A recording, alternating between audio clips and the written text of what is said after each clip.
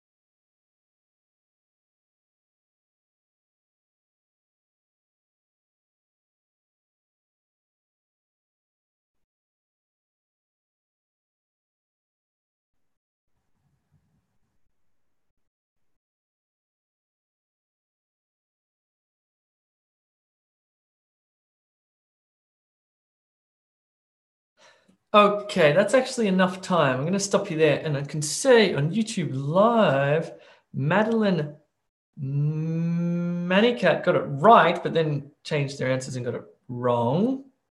And Babatunde Adagun, well done. Cool. Let's have a look at the answers here. Okay. First of all, it says, which two misconceptions? That is the critical word. Things that people thought that were wrong. So which two misconceptions, things they got wrong, are mentioned by the writer of the text? I'm going to give you a hint here. The first one says, people had assumed ancient communities had preferred to live near these waterways, but the new evidence shows this was not the case. So there was a misconception there. The second one says, the rainforest, once thought to be untouched by human farming or occupation, has in fact been heavily influenced by those who lived in it. I want you to try again. I'm just going to give you 30 seconds. Check your answers.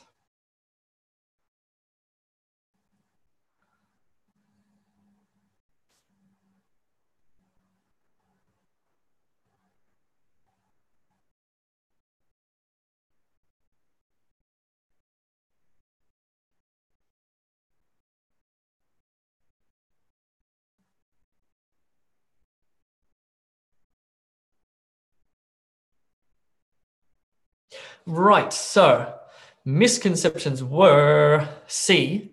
A misconception was that they lived close to waterways.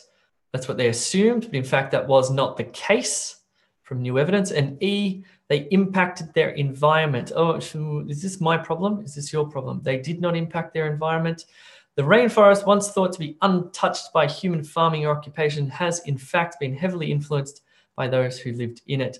That is my fault as the teacher. I should have written they did not impact their environment because that was the misconception. Anyway, you can think of that as a little trick question, or you can think Jay's lost his mind. Well, could be either of those ones, A or B. Let's do a simpler one where I don't get confused. Let's do multiple choice, one answer. This is cool. Right. What is the main problem being solved? I'm going to give you some time. Read that question prompt. Make sure you understand that. Connect that question prompt to the answer options. Find the problem in the answer options. Then read the text and then select the answer.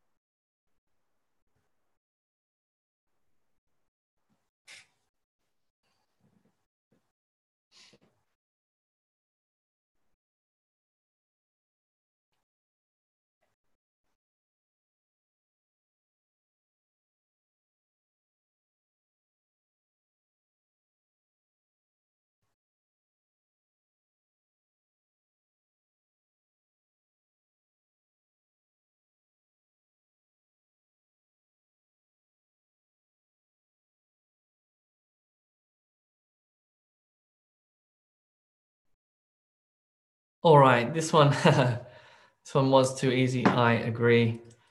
Let's have a look at this one. So here's the hint. What is the main problem being solved? Well, the text here says one of the major problems that these systems have faced is maintaining the consistency of data when they are accessed concurrently by multiple operations. So A, we have providing consistent data even during simultaneous access involving different, I think it's too easy. I think that one's pretty straightforward, but in IELTS, some of them are pretty straightforward and you think that's a gimme. Some of them you think, uh-oh, that's tough. Let's look at, well, hold on 1 second. Need to change my slide. Sorry. This is the first time I've done a reading live class in like 2 months. So just let me get this right. Okay, that's going to make better sense. And we're going to look at true, false, not given, because I changed this. Okay, let's think about this. True, false, not given. This is one of those questions where you just, well, when you understand what it's looking for, when you understand the question, it actually becomes quite strangely interesting, because we talked about misconceptions earlier. Imagine two people are talking and you're listening. And then somebody asks you, did he say this? You say, well, true. Yes, he said that. Did he say that? No, he didn't say that. He said something else. And then imagine if somebody says, did he say this? And you say, I don't think so. He didn't say anything like that. This is true, false, not given. This is how you have to think about it. And with the not given bit, it's when you say, I don't think he said anything like that. That's when there's no information on it. So let's have a closer look at this. So you choose true if the statement agrees with the information in the text, right? So here's the statement, okay? I'm gonna look at this one here. Here's the statement. So here's the statement. It says, I don't know, Jay has a black motorbike, right? In here it says Jay is black motorbike, blah, blah, blah. So you say true. Okay, great. It agrees. It agrees. Says the same thing. False. If it says here Jay's motorbike is red, and it's like, well, this is saying that it's black. This is saying that it's red. That's got to be false. And here it says Jay enjoys riding his motorbike around. Well, it's like, well, he didn't say anything about that. So this one is the killer though. This one's the killer. Okay. So let's read the answer option, the statements first. This first statement, number 3, says, a young female hotel owner first noted the macaque's bathing habits. Number 4, the macaque's bathing habits are unusual. Number 5, since 1963, the macaques have bathed less. A macaque is a type of monkey, by the way. You know those Japanese monkeys that sit in the hot baths in snow? This is what this text is about. Number 6, the more powerful females use the baths to preserve energy. True, false, or not given, away you go.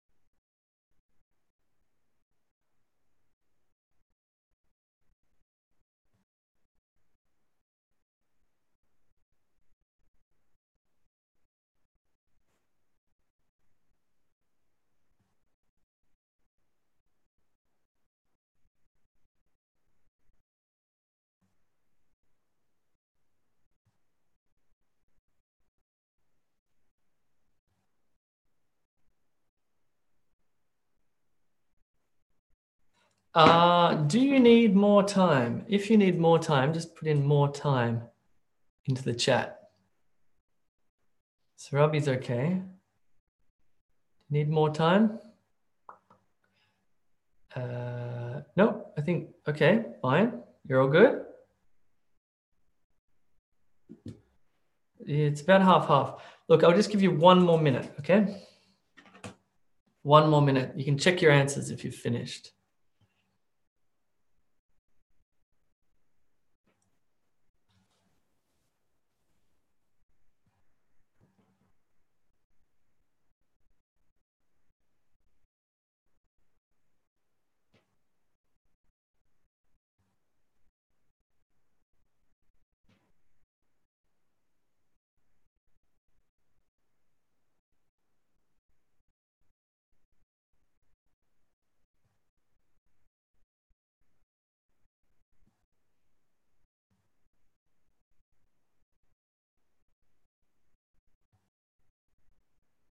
Yeah, okay, let's move on. Okay, let's see whether this statement is true in that these two statements agree.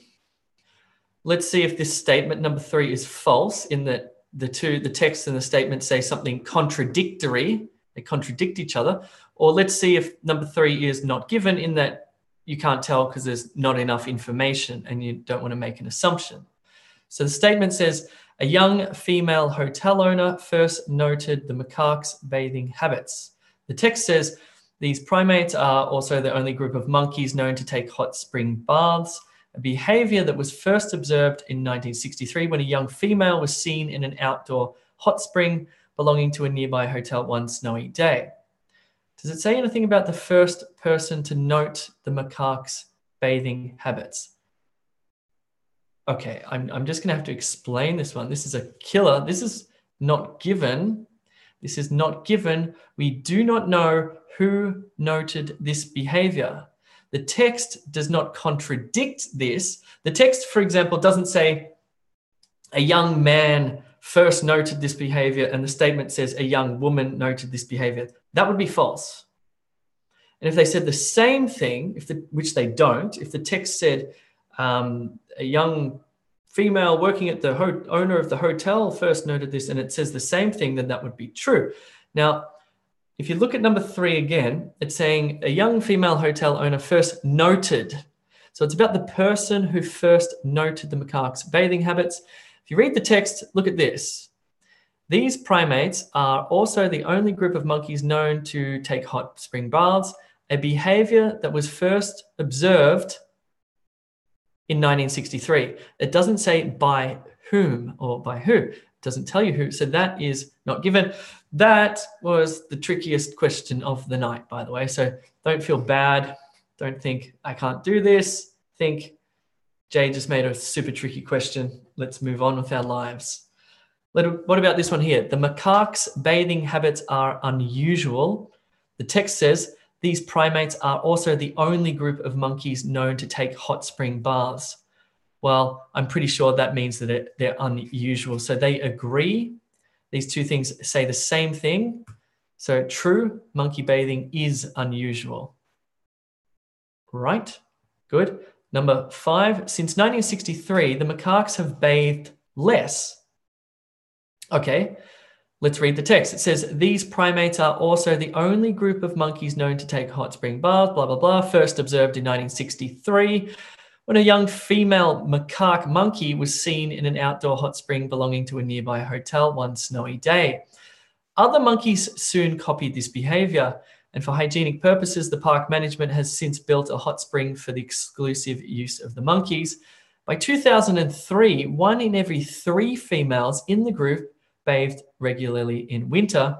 The statement says since 1963, the macaques have bathed less. This is false. They've bathed more and more. There's been increasing monkey baths happening, right? I hope that's all making sense. Number 6, the more powerful females, we can assume that they're macaques here, use the baths to preserve energy. True, false, not given. The text says dominant females benefit from their status and spend longer times bathing. The benefits from a hot spring, which is advantageous for conserving energy. The more powerful females, dominant females, use the baths to preserve energy. The text says pretty much the same thing. Therefore, it's going to be true. Dominant macaques bathe to conserve energy. Just out of interest, was that? It was 3, 4, 5, and 6. 1, 2, 3, 4. What did you get out of 4? Did you get 4, 3, 2, or 1? Can you put it into the chat for my interest? 3, 4, 4, 2, 2, 1, 3, 4, 2, 2, 3, 3, 2, 1, 2, 2, 2, 2, 4, 3, etc. Cool, nice. That was pretty tough. Right. I hate to tell you, but that's the end of that, I'm pretty sure. That's all I had, guys. As I said, this is the first one I've done in a long time, so I'm a bit rusty. I need to improve my presentation making skills. Maybe leave a little bit more time for myself. I'll stick around to answer some questions. If you need some practice materials though, if you need some help, if you genuinely need some real help like tutorials or feedback on your writing, if you're stuck, don't get stuck. Get some help. Do some proper preparation. You can do that at e2language.com. Check it out. We have the budget package, which gives you full access to all the materials, methods lessons, overview lessons, the whole thing there, one place, good quality materials, rock and roll, ready to go. If you need extra additional help, the packages include tutorials, feedback on writing and speaking, etc. Access to the live classes, Monday, Tuesday, Wednesday, Thursday, Friday, by the way, for those paid members. Anyway, let me answer some questions. Sahas, you're very beautiful. Thank you, Sahas. Thank you. Sondus, my exam is this Saturday. Good luck. Surabi, sure, false, not given is really difficult to figure out. Yeah, it's the biggest, the trick is this. The trick is true's fine. True's not a problem. They say the same thing in different words. Cool, that's true. The difficulty is distinguishing between false and not given. False means that this statement contradicts this. This says my car is black. This says my car is red. Boom, contradicts, that's false. Not given is the trick because a lot of people put false for not given. But it's that you can't you can't assume, you can't infer. You're going by just what's in the text and that statement.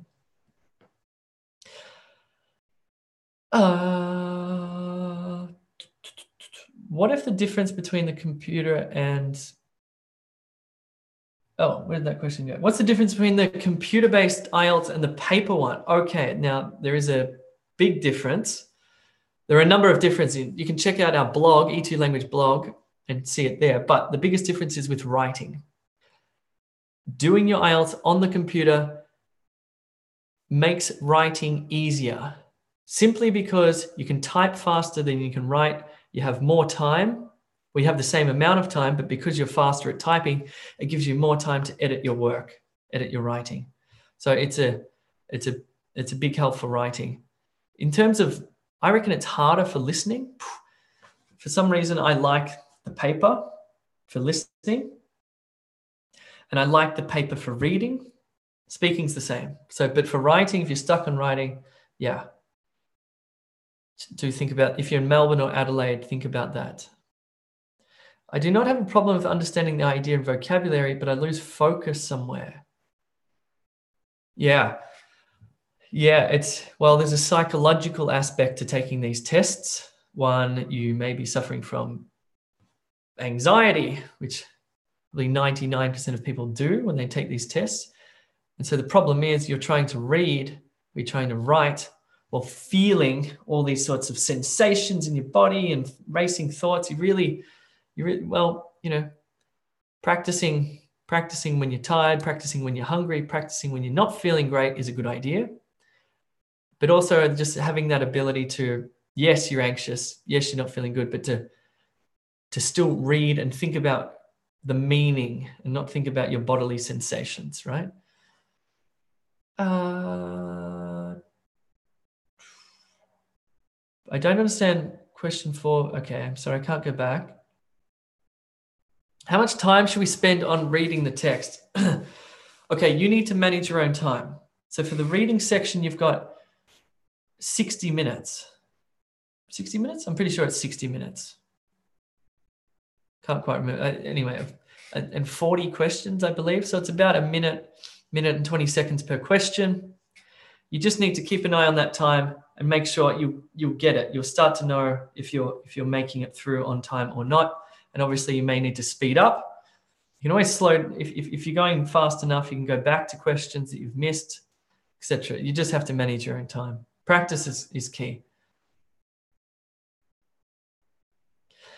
Does the scoring in IELTS have negative marking? No. Jay, I have my IELTS on the 7th of April, 3 days from now. I've watched all your videos. Is there any piece of advice which I should follow? I'm not sure. I don't know if you've taken this test before, and I don't know if you're focusing on a particular section of the test. See how you go, okay?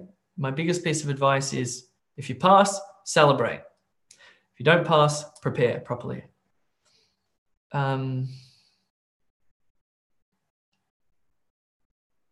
Jay, how can I buy your stuff online from India? Well, it's online. So you just go to www.e2language.com. You can access this from anywhere in the world. What should I do to read faster? Okay. So in IELTS, the first thing you do is you go to the question. You don't go to what I do is I go to the text, right? It's usually 2 pages. And I just briefly look at it and familiarize myself with what it is. It might be about space, or it might be about a bird species, or I'm just trying to think about some of the readings I've had. And you sort of go, okay, cool, I get it. Just a few seconds, 10 seconds, quick glance, quick rapid read over it. Got it, I know what it's about. Go to the question. Find that keyword in the question. The good thing about IELTS is that the questions follow the sequence of the text, right? So question 1 is going to be located at the top of the text. Question 2, and you work your way down. Except for, there's a type of question where you have to look at an image, and that label an image, label a diagram, and that may just come from one paragraph that may be earlier on, okay? But that's an exception. Usually the questions follow the same sequence as the text, which is cool. But yeah, what you do is you quickly look at this, straight to the questions. Okay, what did Dr. John say about blah, blah, blah? Scan reading, Dr. John, here he is. Dr. John said blah, blah, blah. Good, got it. A, B, C, or D. Okay, bang, got it. Next one. What did Sally Smith say about blah, blah, blah? Scan reading, Sally Smith, there she is. What did she say back? Boom, boom, boom, boom. That's how you do it. Boom, boom, boom. Question to text, not text to question. So I'm a new student and I can't speak English. Waka, you may benefit from our general grammar lessons in our website. Jay, how to practice punctuation in writing? Okay, that's hard. Okay. I won't go into that because that's a crazily difficult question. Mihak, this is a good question. Jay, how to use linking words in paragraphs in writing task 2? Okay, you know those words like moreover, however, as a result, therefore? Don't use many of those, okay? There's actually, you cannot go past, to cut a long story short, you shouldn't use too many and you shouldn't use too few. My recommendation for those types of linking words is like 1, maybe 2 per paragraph. Probably 1 is better. There's a different type of linking word that you need to use because it creates complex sentences. If you're going to get a high score in writing, you need to write complex sentences. You can't just write simple or compound sentences. You need to write those sentences where it's like, although, blah, blah, blah, comma, blah, blah, blah. Or, while Sally Smith thinks that, da, da, da, comma, Dr. John thinks da, da, da, right? They're complex sentences. They're called coordinated sentences. And they are the types of sentences that get you above a 7. If you're not using complex sentences in grammar, you are penalized heavily. So anyway, it's all on the website if you need help with that stuff. We've sort of worked this out, and we've worked this out by our teachers taking this test and by me taking it 4 times. So as well as researching. Okay, I'm just over on YouTube Live now having a look. 191 people. Hello, everyone. What do you think is the most difficult thing about reading? Where do people go wrong? I think there are certain question types that are more difficult than others. Multiple choice is pretty straightforward, right? I think the true, false, not given, yes, no, not given. I think the matching information and matching headings is those 4, boom, they're the killers.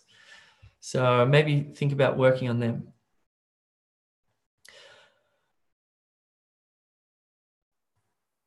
In writing task 2, I have come across a question type where it asks to discuss just the advantages. Is this possible? Could you give us a little tip on the structure to be followed? The biggest tip here for writing task 2 is to read the question and to answer the question. What people do is they prepare and they practice something. Let's say they practice the advantages, disadvantages essay and blah, blah, blah, blah, blah. Preparation's good. I'm not saying it's wrong. It's imperative. But then on exam day, they see a question that asks them about problems and solutions. And what they do instinctively is they write about advantages and disadvantages because that's what they prepared with last night. It's the wrong preposition. And that's going to get you a poor score. You need to read the question. You need to prepare a lot, right? Because there's different question types, blah, blah, blah. But on test day, you almost need to forget all of your preparation. You look at the question prompt and it says, discuss the problems and the solutions. And you have to discuss the problems and the solutions, not advantages, disadvantages. If it says, discuss the advantages, and you think, oh, they must want me to discuss the disadvantages. No, whatever's written there, that's what you do. So the structure would be, blah, blah, blah, blah, blah. This essay will discuss the advantages of computer-based testing. Paragraph 1, first advantage. Paragraph 2, second advantage. Conclusion, this essay discussed the advantages of computer-based testing. No disadvantages mentioned. Okay, so yeah.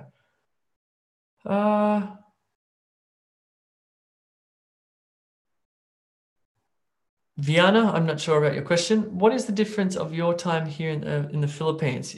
Here in Melbourne, it's 9:30 p.m. Are you an English native speaker? Yes, I am. Australian.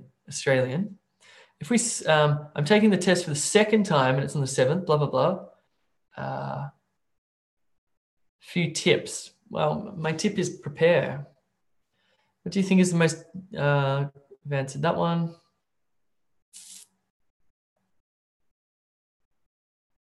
Okay, Jay, can you explain the answer sheet in reading?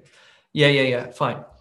So you get a test booklet, right? And the test booklet has the passages and it has the questions. And you get a separate piece of paper which has 40 cells.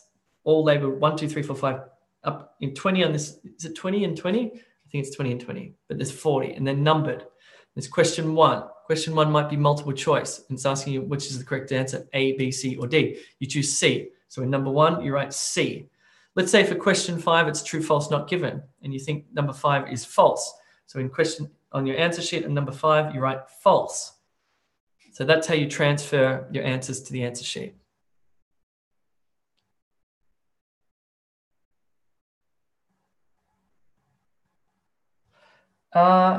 Do the questions follow the same sequence as the passage? Yes, I've explained that. Yes, they do. And is it the same in listening? Yes, it is. So it's sequential. In listening, you'll be looking at top of the page. That information comes first. Listening is, it's not the hardest part, but it's still pretty tricky. Some questions are just, whoa.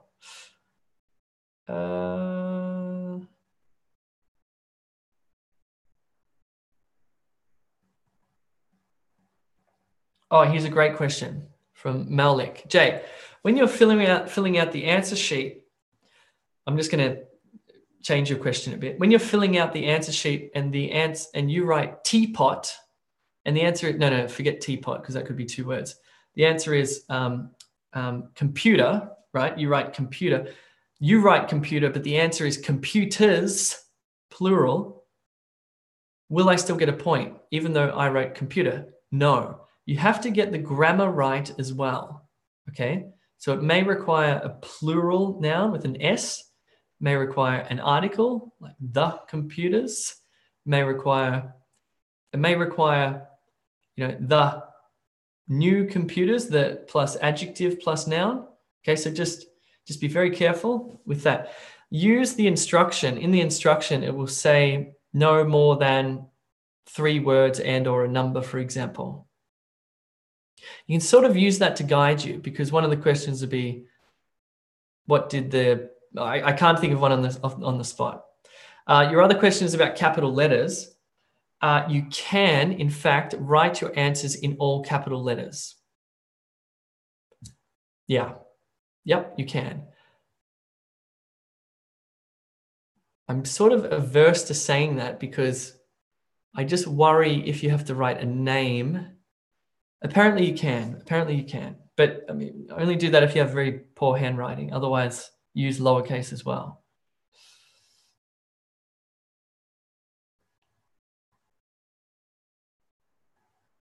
For matching headings, is it necessary to read the last line of the paragraph? Okay, so matching headings, the topic sentence is very helpful. The first sentence of the paragraph. So you get a list of headings and you've got your paragraphs here that's saying A, B, C, D, and you have to decide which of these headings would best match which of these paragraphs. Now, how you do this is you do not go from headings to paragraphs, because that's too long. You read the paragraph first, you understand the meaning, then you go to the headings and decide which of these headings will suit it best. Okay? Then you go to the second paragraph. You read it. You have to read it all. The topic sentence is very helpful, but you do need to scan read the rest of it. Okay? So you read the topic sentence, scan read it. Okay, this paragraph is about whatever, chopping down trees. And then you look at the list of headings and there's a paragraph there that says tree felling. So you go, bang, that's the answer for this one here. It's a hard question though. I explain it like it's simple, but on test day you sit there and you think, oh dear. In the introduction, after paraphrasing, stating the opinion, is it advisable to state the 2 main reasons you will discuss in paragraph 1 and 2? Hoping it makes sense. I get you, Emma, and that does make sense, and that is the best way to construct your introduction in the essay.